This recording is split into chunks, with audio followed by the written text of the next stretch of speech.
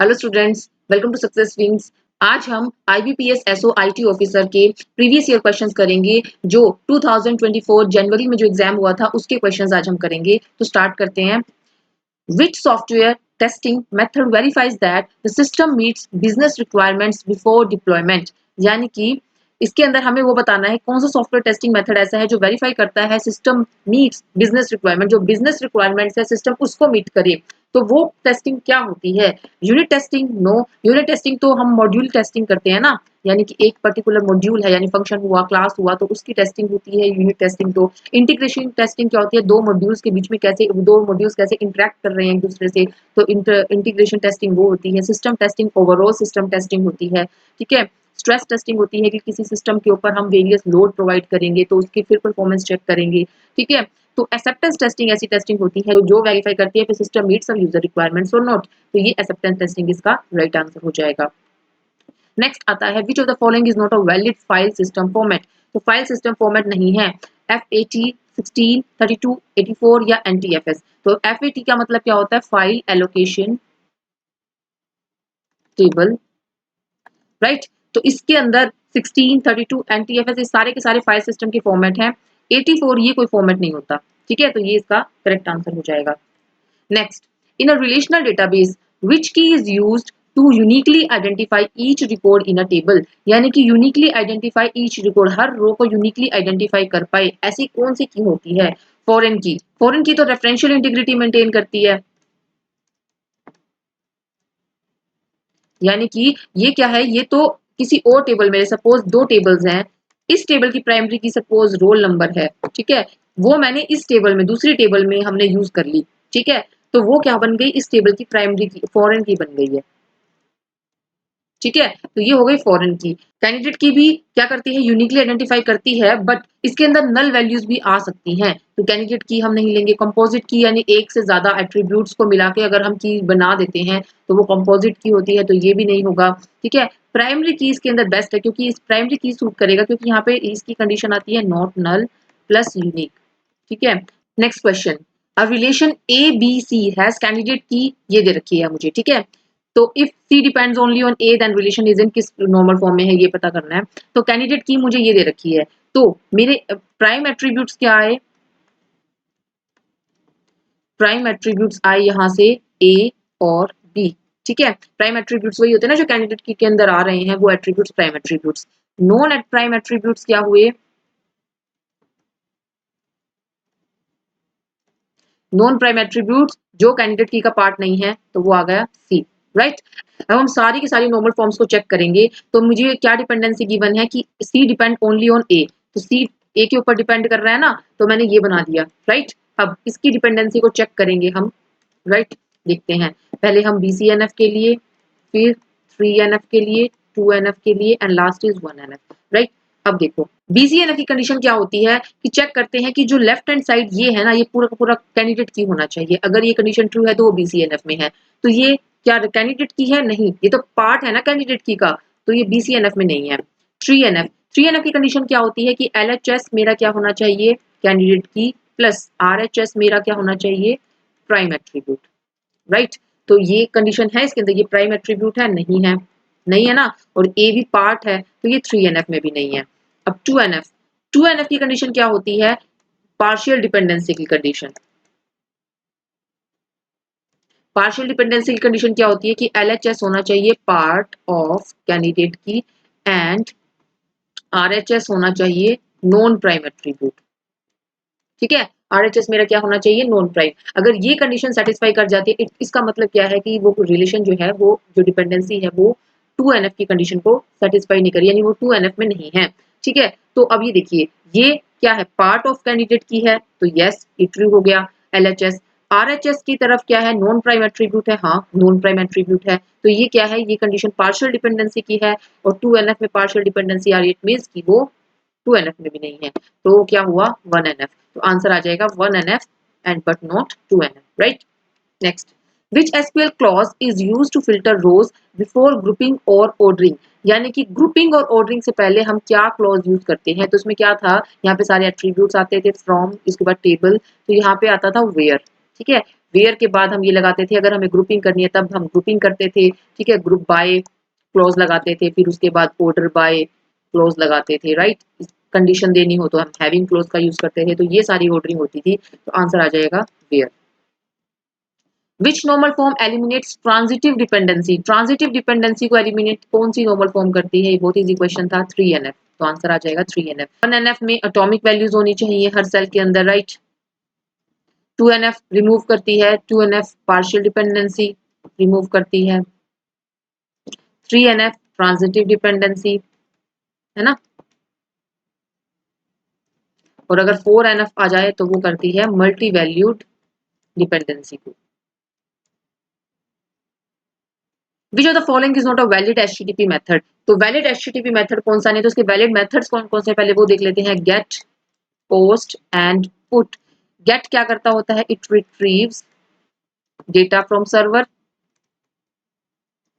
Server से अगर data लेना है तो हम गेट मेथड का यूज करते हैं। पोस्ट मेथड में हम सेंड करते हैं डेटा को, send data to server. Put method में क्या होता है, अपडेट करते हैं हम क्या, एग्जिस्टिंग रिसोर्स को with new data, with new data, ठीक है। तो ये मेरे वेरियस मेथड्स होते हैं एचटीटीपी मेथड्स। तो इसके अंदर से कौन सा नहीं है, सेंड जो है वो मेरा कोई एचटीटीपी मेथड नहीं है। नेक्स्ट आता है which layer of OSI model is responsible for encryption and data formatting, तो ये भी बहुत इजी क्वेश्चन है। तो आंसर आ जाएगा क्या, प्रेजेंटेशन। प्रेजेंटेशन लेयर के ऊपर हम क्या करते होते हैं, इंक्रिप्शन करते हैं, कंप्रेशन करनी हो कंप्रेशन करते होते हैं, डेटा फॉर्मेटिंग करनी हो तो वो हम काम किस पे करते हैं, प्रेजेंटेशन लेयर के ऊपर, right. Next, what is the default port number used for HTTPS, HTTPS के लिए क्या पोर्ट नंबर यूज होता है, तो जो ये 20 है और 21 है ये यूज होते हैं किसके लिए, एफटीपी के लिए, फाइल ट्रांसफर प्रोटोकॉल के लिए, ये डेटा कनेक्शन के लिए, कंट्रोल कनेक्शन के लिए। 80 यूज होता है एचटीटीपी के लिए, 443 आंसर आ जाएगा इसका, ये यूज होता है एचटीटीपीएस के लिए, ठीक है, hyper text transfer protocol secure, ठीक है। Which protocol ensures reliable connection oriented data transmission, अगर मुझे ये करना है तो मैं क्या यूज करूंगी, कौन सा प्रोटोकॉल यूज करूंगी, मुझे रिलायबिलिटी भी चाहिए, कनेक्शन ओरिएंटेड डेटा ट्रांसमिशन करना है, तो हमारा हो जाएगा टीसीपी, ट्रांसमिशन कंट्रोल प्रोटोकॉल,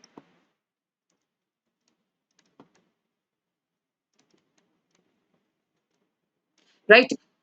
ये यूजर डेटाग्राम प्रोटोकॉल है, इसके अंदर क्या है, रिलायबिलिटी मेन इशू नहीं रहती है इसके अंदर ना, ये कनेक्शन लेस प्रोटोकॉल है ये, ठीक है। ये यूज किया जाता है नेटवर्क लेयर के ऊपर, internet control message protocol, ARP address resolution protocol, ये भी नेटवर्क लेयर के ऊपर यूज किया जाता है, ठीक है, टू मैप आईपी एड्रेस को, अगर हमारे पास किसी डिवाइस का आईपी एड्रेस है उसका मैक एड्रेस फाइंड करना है तो हम यूज करते हैं एआरपी को, राइट। नेक्स्ट आता है which CPU scheduling algorithm prevents starvation by assigning time slices to the processes, यानी प्रोसेसेस की हमने टाइमिंग दे दी है कि इतने टाइम के लिए ही ये प्रोसेस सीपीयू में रहेगी, उसके बाद ये जो सीपीयू है किसी और प्रोसेस को लोड कर दिया जाएगा। तो वो किसके अंदर होता है, वो सिंपल सिंपल जो टाइम क्वांटम की बात करते हैं, टाइम स्लाइसेस की बात करते हैं, वो सारा कहाँ पे होता है, वो राउंड रोबिन मेथड होता है, राउंड रोबिन मेथड, ठीक है। इसमें हम टाइम फिक्स कर देते हैं कि वो कितने टाइम के लिए सीपीयू को लोड होगी वो प्रोसेस, तो आंसर आ जाएगा राउंड रोबिन मेथड, राइट। अब ये दे रखा है following is the sequence of visiting order visiting nodes in a binary tree, in order traversal दे रखा है और प्री ऑर्डर ट्रावर्सल दे रखा है, राइट। अब पहले तो आपको ये पता होना चाहिए इन ऑर्डर ट्रावर्सल क्या होता है, इसके अंदर पहले हम लेफ्ट नोड पे जाएंगे, फिर रूट के ऊपर और फिर राइट के ऊपर जाएंगे, ठीक है, इस तरह ट्रेवर्स करते हैं। और जो प्री ऑर्डर होता है उसमें हम पहले रूट के ऊपर जाएंगे, फिर left and then right, right. तो अब हमें रूट नोड फाइंड करनी है। अब इसके अंदर क्योंकि प्री ऑर्डर के अंदर पहले रूट नोड ही फाइंड होती है, तो सबसे पहले जो ये लिखा हुआ है ना, ये रूट नोड ही लिखी हुई है, तो आंसर इसका आ जाएगा, ये बहुत इजी क्वेश्चन था, राइट। तो आंसर आ जाएगा इसका A. What is the time complexity of binary search, binary search की टाइम कॉम्प्लेक्सिटी क्या होगी, वो होगी ये ओ लॉग एन, ठीक है। आंसर इसका ये हो जाएगा। आपको टाइम कॉम्प्लेक्सिटी किसी की भी नहीं छोड़नी है, क्विक सॉर्ट सारी सॉर्टिंग एल्गोरिदम्स है उनकी, ट्रीज की आपको एल्गोरिदम आपको टाइम कॉम्प्लेक्सिटी पता होनी चाहिए, हीप ट्री है या हीप सॉर्ट है उसकी टाइम कॉम्प्लेक्सिटी क्या है, एवीएल ट्रीज की क्या है, ठीक है। और जो आपके स्पैनिंग ट्रीज हैं उनकी कॉम्प्लेक्सिटी क्या है, टाइम कॉम्प्लेक्सिटी, तो वो आपको सब आपको पता होना चाहिए, ठीक है। इसके ऊपर क्वेश्चन आता ही आता है। Which is the following is not considered a formal programming paradigm, formal programming paradigm में नहीं है, ये आपको बताना है। Procedural, object oriented, declarative, functional, ये कोई भी इनमें से क्या है, फॉर्मल पैराडिग्म में नहीं है। ठीक है, ये सारी की सारी क्या है, ये सारी की सारी अप्रोचेज है। ठीक है, to structuring and organising computer programs. ठीक है, तो ये अप्रोच है सारी की सारी। फॉर्मल पैराडिग्म में क्या आता होता है, सीरीज ऑफ प्रिंसिपल्स, किस कैसे हम अपने कोडिंग करेंगे, वो सारा का सारा हम आता है फॉर्मल पैराडिग्म के। सीरीज ऑफ प्रिंसिपल्स हुए, मेथडोलॉजीज क्या यूज करेंगे, ठीक है, वेरियस स्टाइल्स जिसे हम अपने इम्प्लीमेंट करेंगे सॉफ्टवेयर को, तो ये सारे के सारे आते हैं। जो फॉर्मल पैराडिग्म में है इसमें ये सब आता है ना, कि ये procedural, object oriented, declarative, functional, ये सारे के सारे अप्रोचेज हैं स्ट्रक्चर करने के लिए अपने प्रोग्राम को, right. Which programming language is commonly used in artificial intelligence and logic programming? तो कौन सी प्रोग्रामिंग लैंग्वेज यूज की जाती है, वो यूज की जाती है Prolog. Prolog means programming in logic, programming in logic. ठीक है, next, which of the following is not a recognized type of machine learning? recognized type of machine learning क्या नहीं है, ऐसे machine learning की वेरियस हमारे पास वेरियस टाइप की machine learnings होती हैं। ठीक है, various types of machine learning है, तो उसमें सुपरवाइज लर्निंग आती है, अनसुपरवाइज लर्निंग आती है, रेनफोर्स लर्निंग आती है, सिक्वेंशियल लर्निंग कोई लर्निंग नहीं होती। सुपरवाइज के अंदर क्या होता है, सुपरविजन के अंदर, जैसे सुपरविजन के अंदर हमें डिजायर्ड आउटपुट भी पता होगा। ठीक है, डिजायर्ड आउटपुट पता होता है, हम इसके अंदर कोई डेटा होता है उसको प्रोवाइड करते हैं। ठीक है, लेबल डेटा, जिसकी हेल्प से क्या होगा, ट्रेनिंग प्रोवाइड की जाती है, ट्रेन किया जाता है मॉडल्स को। ठीक है, अनसुपरवाइज लर्निंग के अंदर क्या होता है, इसके अंदर अनलेबल डेटा होता है। ठीक है, unlabelled data to find the patterns, patterns को फाइंड करने के लिए अनसुपरवाइज लर्निंग की जाती है। तो रेनफोर्स लर्निंग क्या होती है, it learns by taking actions, और उसकी हेल्प से क्या करेगा, उसको रिवॉर्ड्स भी मिलेंगे, वो रिसीव करेगा, पेनल्टीज को भी रिसीव करेगा, तो उसकी हेल्प से वो सब लर्न करता है। तो रेनफोर्स लर्निंग में क्या होता है, it learn by taking actions. ठीक है, रिसीव करेगा वो क्या, रिवॉर्ड्स एंड पेनल्टीज भी मिल सकती हैं उसको। ठीक है, तो इसकी हेल्प से लर्निंग करता है। तो ये तीन टाइप्स की हमारी लर्निंग है, right. Which deployment model provides a dedicated cloud environment for a single organisation? एक डेडिकेटेड क्लाउड एनवायरनमेंट मिले सिंगल ऑर्गेनाइजेशन को, तो उसके लिए पब्लिक क्लाउड तो नहीं होगा, हाइब्रिड क्लाउड, कम्युनिटी क्लाउड या प्राइवेट क्लाउड। तो प्राइवेट क्लाउड जो है वो यूज किया जाएगा, ताकि सारे रिसोर्सेज उस एक डेडिकेटेड ऑर्गेनाइजेशन को मिले और सारा कंट्रोल डेटा को एक्सेस करने का, राइट, उसके इंफ्रास्ट्रक्चर पे सारा कंट्रोल जो है उस ऑर्गेनाइजेशन को मिले, तो वो हम यूज करेंगे इसके अंदर प्राइवेट क्लाउड को। नेक्स्ट आता है, slowloris is an application layer denial of service attack, जो क्या करता है, फ्लड करता है सर्वर को with UDP packet, send partial HTTP request and keeps connection open to exhaust server resources, overload DNS system with recursive queries, या फिर exploit SSL certificate to hijack the connections. तो जो ये है ना, flood the server with UDP packet, ये आता है यूडीपी फ्लड अटैक, ये इसका पार्ट है। ठीक है, तो ये ऑप्शन नहीं है। सेंड पार्शियल एचटीटीपी रिक्वेस्ट, यानी कि पार्शियली जानबूझ के एचटीटीपी रिक्वेस्ट को इनकम्प्लीट भेजना, और कीप्स कनेक्शन, जो कनेक्शन है सर्वर से कनेक्शन मेंटेन करे रखना, और सर्वर वेट करता रहेगा कि इसकी फुल रिक्वेस्ट आएगी और वो अपने रिसोर्सेज को यूटिलाइज करता रहेगा। तो open to exhaust server resources, ताकि सर्वर के रिसोर्सेज सारे के सारे क्या होते रहे, यूटिलाइज होते रहे, और वो वेस्ट ही हो रहे हैं, क्योंकि वो उस कनेक्शन के लिए डेडिकेटेड है जो कभी कनेक्शन पूरा होने ही नहीं वाला, यानी वो जो रिक्वेस्ट के लिए उसने रिसोर्सेज अपने यूटिलाइज किए हैं वो रिक्वेस्ट कभी आने ही नहीं वाली पूरी, तो उसके लिए अपने रिसोर्सेज को यूटिलाइज करे जा रहा है, जिसकी हेल्प से क्या होगा, डिनाइल ऑफ सर्विस हो जाएगी, वो और सर्विसेज प्रोवाइड नहीं कर सकेगा किसी और को। ठीक है, उस टाइम पे तो वो क्या होता है, वो होता है स्लोरेसिस। ठीक है, तो ये इसका करेक्ट आंसर हो जाएगा। ओवरलोड करना डीएनएस सिस्टम को विद रिकर्सिव क्वेरीज के साथ, ये होता है डीएनएस एम्प्लीफिकेशन अटैक।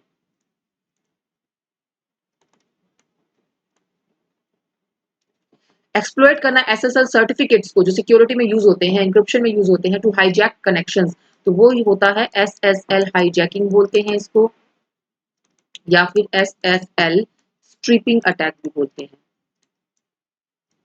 तो करेक्ट आंसर ये हो जाएगा बी, राइट। नेक्स्ट आता है, what is the broadcast address of subnet, ये दे रखा है, और /20, ये सबनेटिंग का क्वेश्चन है। इसमें क्योंकि मुझे ये बिट्स दे रखी है ना, ये बता रही है कि इतनी नेटवर्क बिट्स है, यानी कि ये 32 बिट्स का एड्रेस होता है, तो यहाँ पे इस तरह से आएंगे ना, 8 के ऑक्टेट्स बनेंगे, 1 2 3 4 5 6 7 8, 1 2 3 4 5 6 7 8, 1 2 3 4 5 6 7 8। ठीक है, इस तरह से बन गया। तो यहाँ तक ये वाला पूरा का पूरा ऑक्टेट जो है ये एज इट इज, ये 24, ये 8 कितने हो गए 8, ये हो गए 8 बिट्स, ये 8 बिट्स, ये 8 बिट्स, ये 8 बिट्स। तो 28 बिट्स का मुझे बनाना है, नेट बिट्स में 28 बिट्स होनी चाहिए। तो ये 8 8 8 24, तो ये और साथ में 4 यहाँ से दी जाएंगी। ठीक है, तो ये पूरा का पूरा इतने इतने जो बिट्स है ना वो सारी की सारी नेटवर्क के लिए यूज होंगी। लास्ट की जो 4 बिट्स है वो मेरी होस्ट के लिए यूज होंगी। ठीक है, ये नेट के लिए और ये लास्ट की 4 बिट्स होस्ट के लिए यूज होंगी। तो मुझे ब्रॉडकास्ट एड्रेस बताना है। ब्रॉडकास्ट एड्रेस क्या होता है कि जब मैं अपनी सारी बिट्स को 111 कर दूं, जो होस्ट बिट्स हैं उनको 111 कर दूं, तो वो मेरा ब्रॉडकास्ट एड्रेस बन जाता है। तो मैंने अब सारी बिट्स को 1111 कर दिया। ठीक है, अब यहाँ पे कितना था 192 था, यहाँ पे 168 था। इसको मैं अगर इसमें डेसिमल में कन्वर्ट करूँ, यहाँ पे 1 और ये 0 था मेरा, लास्ट में 0 था। और तो इसका मतलब ये 1 2 3 4 ये 0 0 होंगे सारे के सारे, इस तरह से लिखे जा रहे होंगे ना, क्योंकि मेरा ब्रॉडकास्ट एड्रेस बताना है मुझे, तो मुझे यहाँ पे सारे 111 लिखने होंगे। तो 111 लिख दिया, तो इसका मतलब मेरे 4 होस्ट बिट्स थी, वो सारी की सारी 111 हो गई। तो 111 किसको रिप्रेजेंट करता है 15 को, तो मेरा क्या आ जाएगा 192.68 1.15 आ जाएगा। ठीक है, consider 3 processes with the following burst time. उसका बर्स्ट टाइम मुझे क्या गिवन है, ये देखिए ये 3 प्रोसेसेस हैं, राइट। और इसमें कौन सा मेथड यूज करना है, FCFS। ठीक है, और ये सारी की सारी 0 टाइमिंग पे ही आ रही हैं सिस्टम के अंदर। तो मैं इसको कैसे बनाऊंगी, इस तरह से इसका गैंट चार्ट बनाओ कि 0 पे सबसे पहले कौन सी प्रोसेस आ रही है, P1 आ रही है, तो उसको 5 टाइम्स के लिए उसको CPU मिल जाएगा।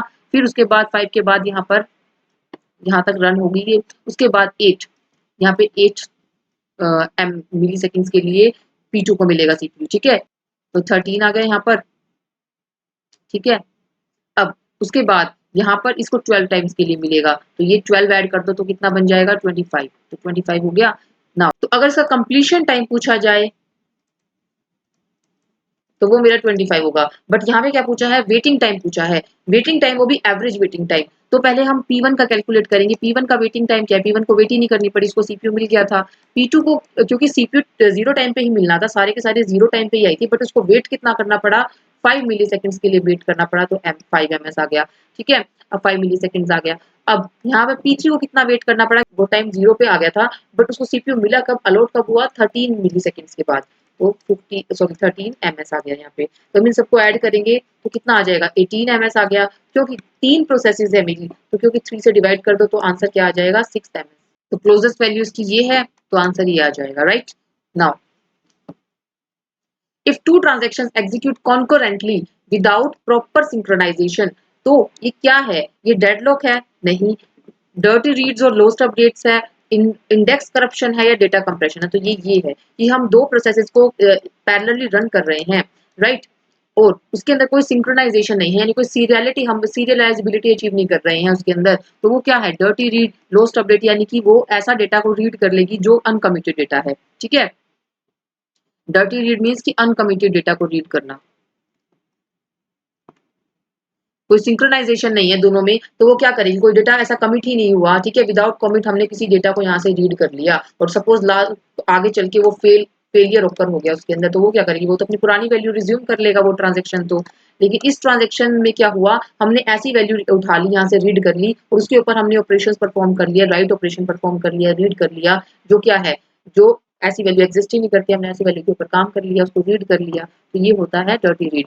लोस्ट अपडेट के अंदर क्या है कि जैसे सपोज की फॉर एग्जांपल इसने यहाँ पर किसी ए वेरिएबल के अंदर कुछ चेंजेस किए, ठीक है, और यहाँ पर भी उसने भी ए वेरिएबल के ऊपर कुछ चेंजेस किए, तो इसके जो चेंजेस है वो लॉस्ट हो जाएंगे, क्योंकि लास्ट में फाइनली इसने यहाँ पर ए के अंदर वैल्यूज को अपडेट कर दिया। तो वो होता है लोस्ट अपडेट प्रॉब्लम, कि हमने इसकी वैल्यू, जो इसकी जो अपडेशन थी, जो उसने अपडेट किया था ट्रांजेक्शन T2 ने, वो अपडेट तो लॉस ही हो गई ना, तो ये होती है लोस्ट अपडेट। तो इसके अंदर ये प्रॉब्लम आती है अगर सिंक्रोनाइजेशन ना मेंटेन हो ट्रांजेक्शन के बीच में, तो लोस्ट अपडेट हुई, डर्टी रीड प्रॉब्लम, ये सारी की सारी प्रॉब्लम्स ओकर होती है। Which OLAP function is used to divide a data cube, ये मेरी डेटा क्यूब है, ठीक है, into सब क्यूब्स, इसको सब क्यूब्स के अंदर डिवाइड करना है, that provide information in different dimensions, यानी कि इसकी एक फर्दर स्मॉल क्यूब इस तरह से बनानी है, इसमें डेटा मतलब इसमें फैच करके इस तरह से स्मॉल स्मॉल डेटा की इस तरह से आनी चाहिए वेरियस डायमेंशंस में। ठीक है, डिवाइडेड डाटा क्यूब इनटू सब क्यूब्स।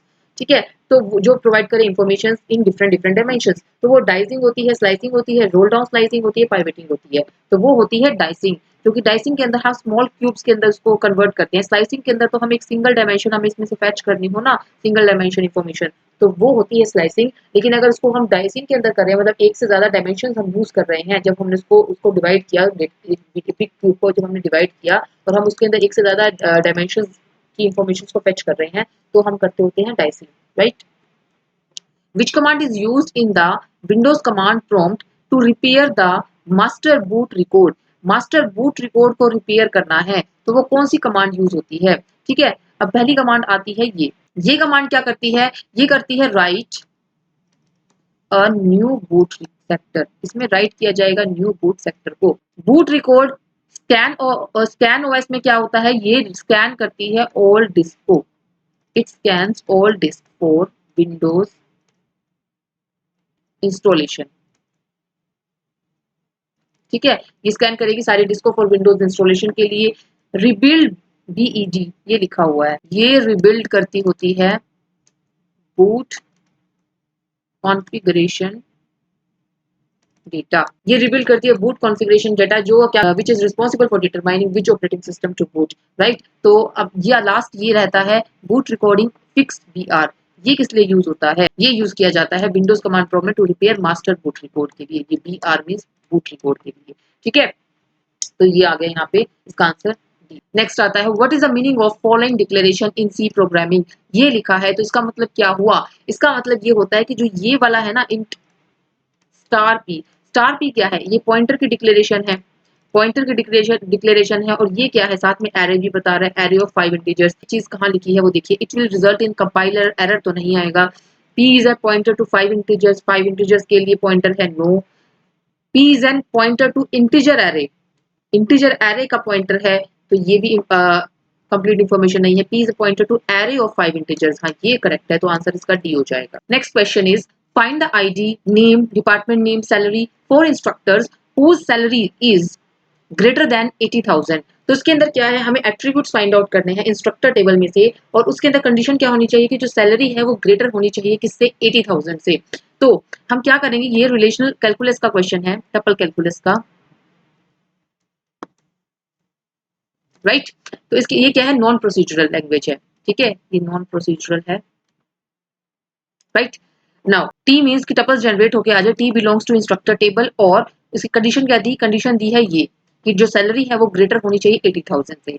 नेक्स्ट आती है देयर एग्जिस्ट टपल्स जो बिलोंग करती है रिलेशन जिसमें जो इंस्ट्रक्टर है उसके अंदर कंडीशन क्या होनी चाहिए? टीआईडी एसआईडी और ये सब कुछ होना चाहिए, क्योंकि हमने कोई ऐसा सेकंड रिलेशन, तो हमने इसके अंदर किसी सेकंड रिलेशन की तो बात ही नहीं हो रही है ना अभी, तो हम तो सिर्फ एक ही रिलेशन को कंसीडर कर रहे हैं जो इंस्ट्रक्टर रिलेशन है। तो आंसर इसका ये भी नहीं, ये भी नहीं, ये भी नहीं, आंसर इसका ए हो जाएगा, राइट। तो आंसर का करेक्ट आंसर है इसका ए। Now, what is the highest normal form of a relation where all functional dependencies have candidate keys on the left side? ऐसी कौन सी फंक्शनल डिपेंडेंसी है जिसके ऐसी कौन सी हाईएस्ट नॉर्मल फॉर्म है जिसके अंदर हम ये चेक करते हैं कि जो कैंडिडेट की है वो लेफ्ट साइड पे आनी चाहिए? तो ये हाईएस्ट नॉर्मल फॉर्म किसमें देखते हैं? ये देखते हैं हम बीसीएनएफ की कंडीशन होती है कि जो लेफ्ट साइड है एलएचएस है वो मेरा कैंडिडेट की होना चाहिए। 3एनएफ में भी यही चेक करते हैं कि एलएचएस कैंडिडेट की होना चाहिए, लेकिन हम क्या करते हैं? ओरिंग कर देते हैं, और कंडीशन लगा देते हैं कि या आरएचएस मेरा प्राइम होना चाहिए, प्राइम एट्रीब्यूट होना चाहिए। ठीक है, तो इसमें यहाँ पे डिफरेंस आ जाता है कि जो बीएससी एनएफ है उसके अंदर तो स्ट्रिक्टली कहता है कि एलएचएस कैंडिडेट की होना चाहिए, और जो 3एनएफ है उसके अंदर कंडीशन होती है एलएचएस या तो कैंडिडेट की हो या फिर आरएचएस मेरा क्या होना चाहिए? प्राइम एट्रीब्यूट होना चाहिए, राइट। तो ये कंडीशन इसकी है। नाउ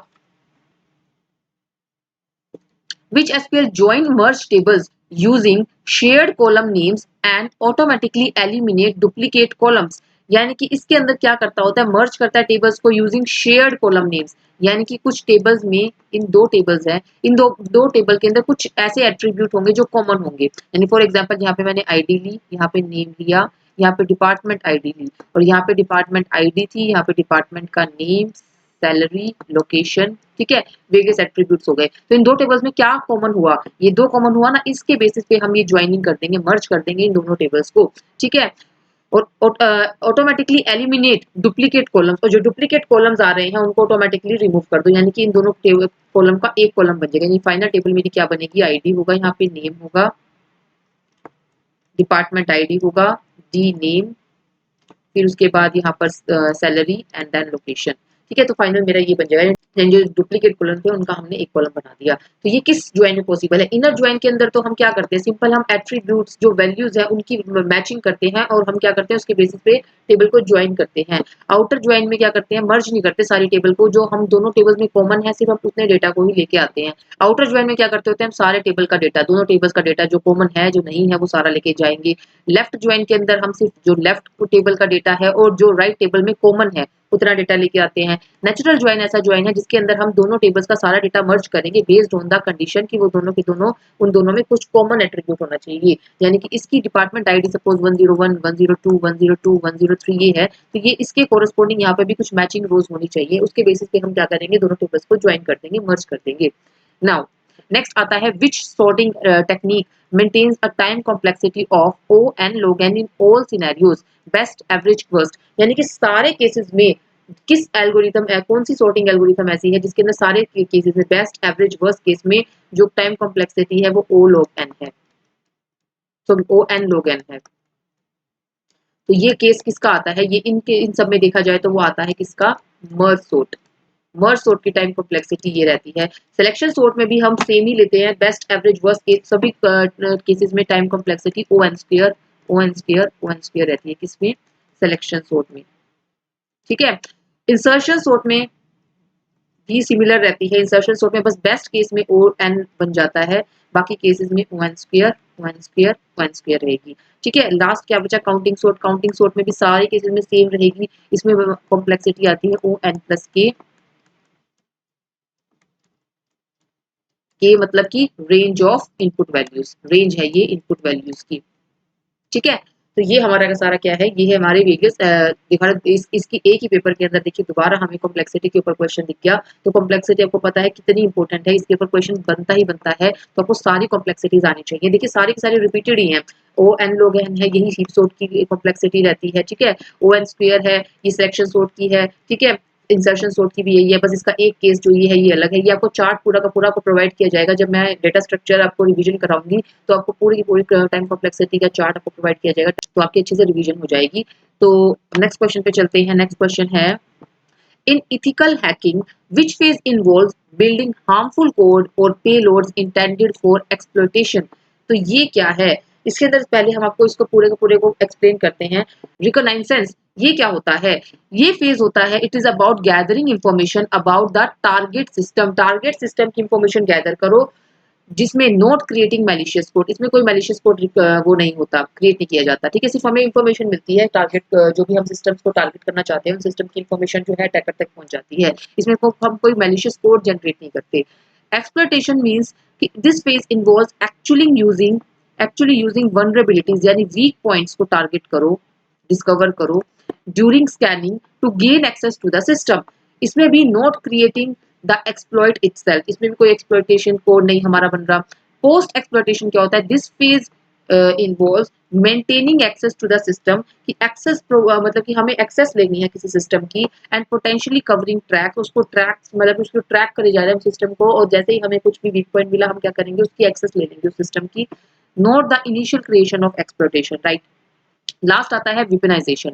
इसमें क्या होता है, this is the stage where attackers develop malicious code, इसमें कोड डेवलप किया जाता है specially design to exploit the vulnerability, vulnerability को फिनिश करने के लिए, मतलब उसको टारगेट किया जाता है, उसके लिए हम कोड जनरेट करते हैं। तो ये जो आंसर करेक्ट हो जाएगा इसके अंदर, क्योंकि यही पूछा है किसके अंदर कोड जनरेट किया जाता है एक्सप्लॉइटेशन के लिए, तो वो होता है weaponisation, right. Next question, which mode in FTP allows data to be compressed using during transmission, यानी कि डेटा को कंप्रेस किया जाता है, तो वो किस मोड में आता है, वो आता है किसमें, कंप्रेशन मोड के अंदर। तो इसका आंसर कंप्रेशन मोड हो जाएगा। तो आज के लिए इतना ही, नेक्स्ट 30 क्वेश्चंस हम अपनी नेक्स्ट वीडियो में कवर करेंगे।